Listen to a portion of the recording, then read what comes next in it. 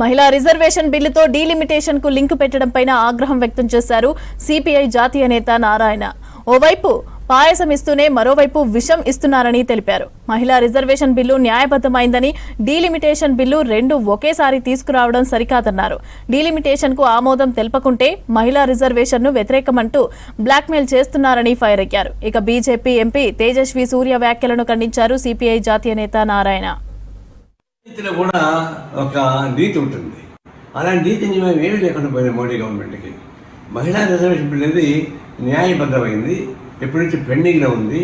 గీతా ముఖర్జీ గారు రాసినటువంటి రిపోర్ట్ని ఆమోదించడానికి రాజ్యసభలో, లోక్సభలో ఆమోదించాలి.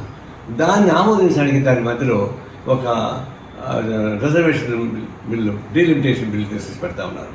అంటే పాయసం ఇస్తూనే విషగుడి కూడించి రెండు కలిపి తాగండి అని చెప్పేసి అనే పద్ధతుల్లో మహిళా రిజర్వేషన్ బిల్లుని తీసుకెళ్ళి డీలిమిటేషన్లో పెట్టి రెండు ఆమోదించమని చెప్పండి. ఆమోదించకపోతే మహిళా వ్యతిరేకం బ్లాక్మెయిల్ చేస్తారు. మహిళా అంటే పెట్టుకుని బ్లాక్మెయిల్ చేస్తాను దుర్గతి ఈ బీజేపీ ప్రభుత్వం కనిపిస్తూ ఉంది. మీరు దాన్ని విడి చేయండి.